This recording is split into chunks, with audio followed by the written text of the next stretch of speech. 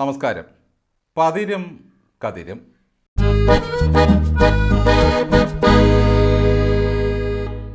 കണ്ടു കണ്ടങ്ങിരിക്കും ജനങ്ങളെ കണ്ടില്ലെന്നു വരുത്തുന്നതും ഭവാൻ.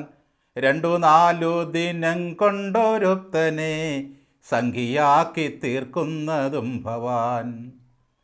മിനിഞ്ഞാന്ന് മാതൃഭൂമി ചാനലിലിരുന്ന് പിണറായി സ്തോത്രമാലിക പാടിയ റെജി ലൂക്കോസ് എന്ന ഇടത് അന്തം കമ്മി CPMന്റെ ദ്രവിച്ച ആശയങ്ങളോടിതാ വിട പറഞ്ഞിരിക്കുന്നു. താമരഷാൾ ഏറ്റുവാങ്ങി രാജീവ് ചന്ദ്രശേഖരൻ്റെ മാറിൽ അദ്ദേഹം ചാഞ്ഞിരിക്കുന്നു. അത് കണ്ട കൊങ്ങികൾ കോക്രി പിടിച്ചു, കമ്മികൾ തെറി വിളിച്ചു. ഉത്തരേന്ത്യയിലെ വികസനം കണ്ട് കൊതിച്ചും പിണറായി ഭരണത്തിൽ രാജ്യം വിടുന്ന ചെറുപ്പക്കാരെ ഓർത്ത് ദുഃഖിച്ചുമാണ് റെജി ഈ പണി ചെയ്തത്.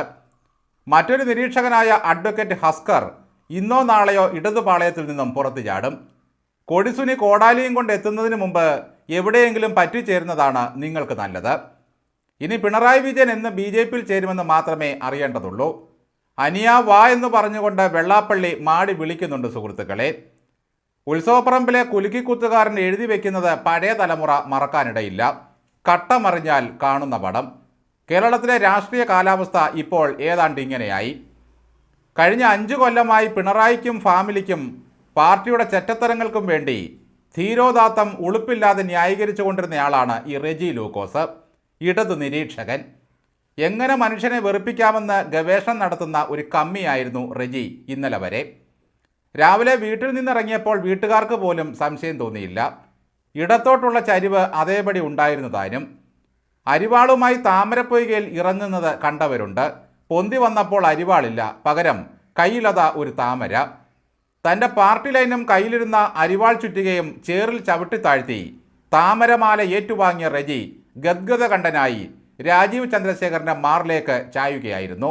ഹർഷപുളകിതരായിട്ടാണ് ഈ കാഴ്ചകൾ സംഘികൾ കണ്ടിരുന്നത്. പിണറായി വിജയൻ 3 മണിക്കൂർ ക്യാബിനറ്റ് മീറ്റിംഗ് നടത്തി 110 സീറ്റ് ഉറപ്പ് കൊടുത്തിട്ടും റെജി ലൂക്കോസിനും ഹസ്കറിനും ഒന്നും വിശ്വാസം വരുന്നില്ല.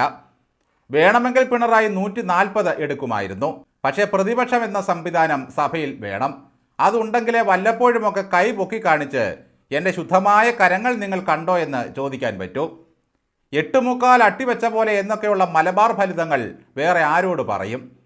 ഇന്നലെ വരെ ആർക്കു വേണ്ടി കമ്മിപ്പണി ചെയ്തോ റെജി, ഇന്നു മുതൽ അതേ കമ്മികൾ റെജിയുടെ കുടുംബ വൃത്താന്തം മുതൽ ഉരുക്കഴിക്കും.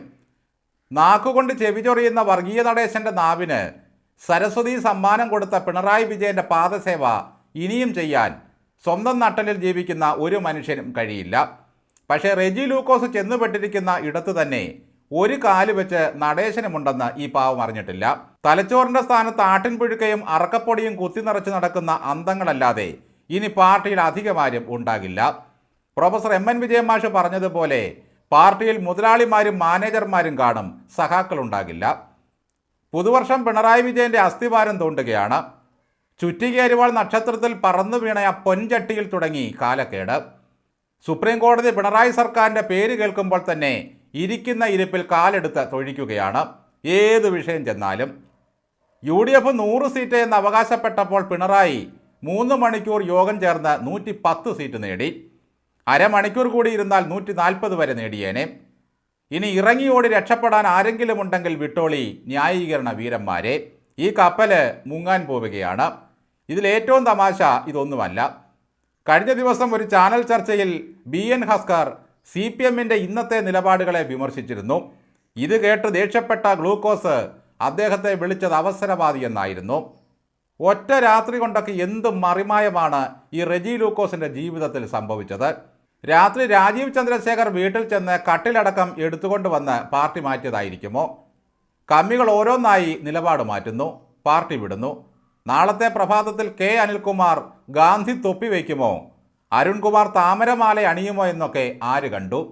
ഇന്നീ കണ്ട് തടിക്കു വിനാശവും ഇന്ന നേരമങ്ങേതും അറിയില്ല. ഭഗവാനെ.